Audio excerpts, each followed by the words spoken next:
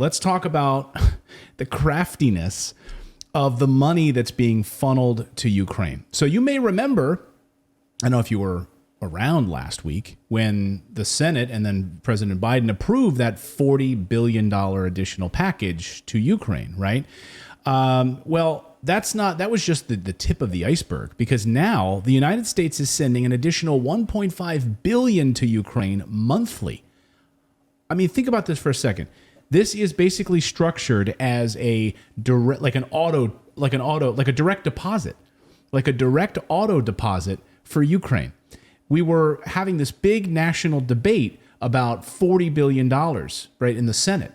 And we are now basically saying we're not going to bring any more votes before the Senate. We don't want any sort of national attention about a $40 billion package. So instead, what we're going to do is we're going to just roll out $1.2 billion. And Derek Hogan is the guy that said it. Speaking at a conference of the Washington-based Wilson Center think tank, this is Derek Hogan, on Monday.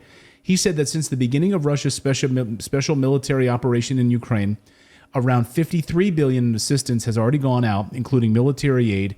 But now they are setting up to be able to send 1.2 or 1.3 billion per month to Ukraine.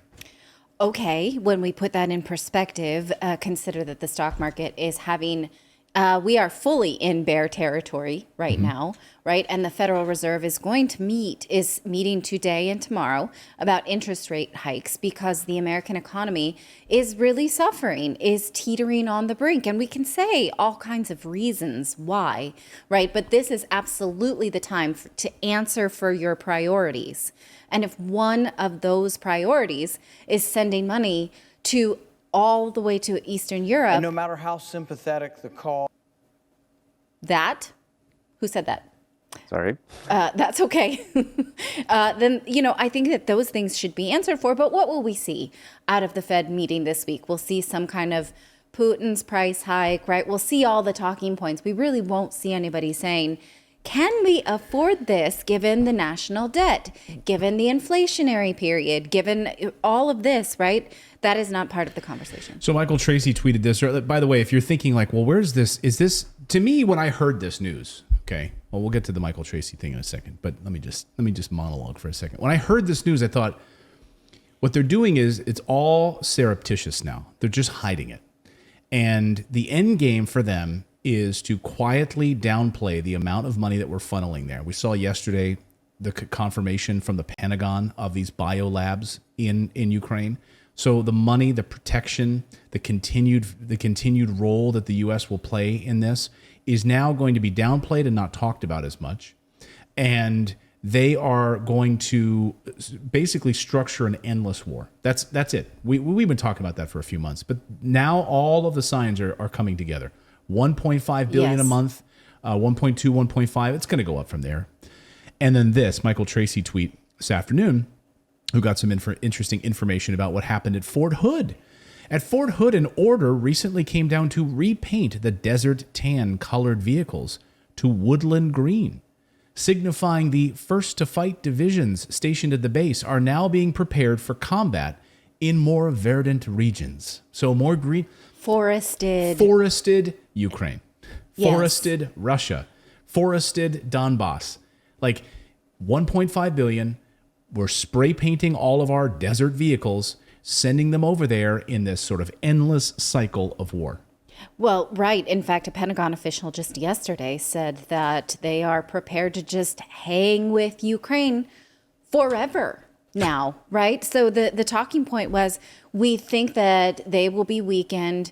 They basically do think that this region that is being contested, the eastern region, will be ceded to Russia. And after that happens, Ukraine will be someone we can't ever leave alone because of what could happen next, because of the weakening of their economy, for all types of reasons. So we are being told, basically, this is now our responsibility. We have to foster Ukraine from now on, whether we want to or not. So, you had Senator Rand Paul, right? Senator Rand Paul. Yeah, I know him. He just reminded us, of course, all about this on the floor of the Senate, where he said, we cannot doom. He talked about the stolen money.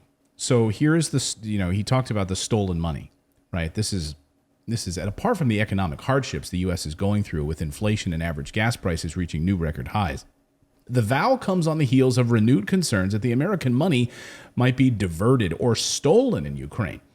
Last month, Republican Senator Rand Paul called for fiscal accountability on the money, arguing that unless we put an end to the fiscal insanity, a day of reckoning awaits the United States. So here is Senator Rand Paul on the dooming of the American economy.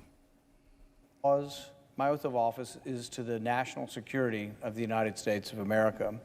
We cannot save Ukraine by dooming the U.S. economy. In March, inflation hit a 40-year high. Gasoline alone is up 48%, and energy prices are up 32% over the last year. Food prices have increased by nearly 9%. Used vehicle prices are up 35% for the year, and new vehicle prices have increased 12% or more. Yes, inflation doesn't just come out of nowhere. It comes from deficit spending. Comes from deficit spending. He's well, we absolutely should right. be reminded that he and his father are both fans of Austrian economics, which is very low perversion of market forces, right? And so this goes against every bone in his body if you're creating money to give to someone else's cause. Right. I mean, nothing's changed with Rand Paul. I mean, I've interviewed him, I don't know, dozens upon dozens of times over the years, and his father. And they've stayed consistent on this issue. It's like, okay, can we have accountability on the money? Can we not actually send money overseas when we should be actually taking care of Americans at home? He went on to explain, hey, what we could do, we only spend like 60 million or so on cancer research in the United States. Think about we're literally sending 1.5 billion a month to Ukraine, and we can't even fund cancer research in the United States. Here he had this to say about, pointed out all of this money that we're sending to Ukraine is being borrowed from the Chinese, which is another piece of this. Listen. With a $30 trillion debt, America can't afford to be the world's policeman. The U.S. is trying to recover from the $1.6 trillion we spent on wars in the Middle East, not to mention the $5 trillion borrowed for COVID. We should not forget that the Soviet Union collapsed in large part, not because it was defeated militarily, but because it ran out of money. In an attempt to save Ukraine, will we doom the United States to such a future? In the past 2 years, the U.S. has borrowed more money than at any time in our history. We are already experiencing the greatest rate of inflation in over 4 decades. The assault on monetary discipline is untenable, and it cannot go on forever. It is untenable. $30 trillion in debt. So this money that we're borrowing from China to send to Ukraine. And then we sit there, and you're going to talk about this in a moment. We're both going to talk about this in a moment. Like, we're basically being told, like, you really can't do anything in China, but the American government is allowed to borrow as much money as they want from China. Yes. It's very troubling, right? And so Rand Paul is always that voice that reminds you that there are a limit to numbers, right?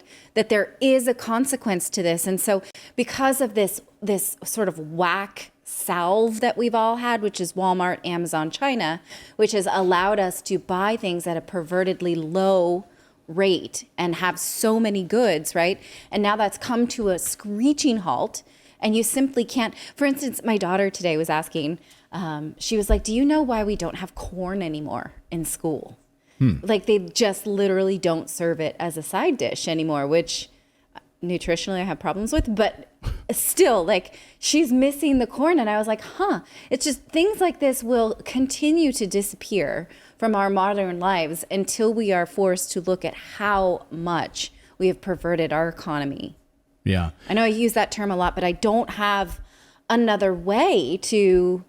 No, we're the greatest. We're the greatest. We're perverts. Perverts. We're the greatest perversions of of the economy and currency and everything else. That is the United States. It's just like to think that you can create money for one cause and then let other things sort of. It's crazy when you really study economics. I'm sorry, I'm not saying it as erudite as I could. But when you really study the economy and how many decisions are made which sacrifice other things, you see that you feel it now. We all feel it, not just because you don't have corn at school, but gas prices, inflation costs, stock market taking a dump. And let's wrap up this segment. The idea though that this is an endless war now. This is the way we're structuring it. It's an endless war. And even though we have a number of experts saying this is over, like a number of major military leaders coming and saying this is over, we're done, and yet it's as if they're just not even aware of it in Washington. They're going to continue to funnel this money, and it's so funny to listening Chuck Schumer lecture people about why we need to stand with them. We need to stand with Ukraine. We need to funnel this money there because it's support of democracy. Like that's why you pay more at the gas pump, everyone, because you need to support the Ukrainian democracy. Thank you so much for subscribing to our channel. We've been banned, we've been blocked, we've been censored. That's why we started our own website to stay connected with you for free.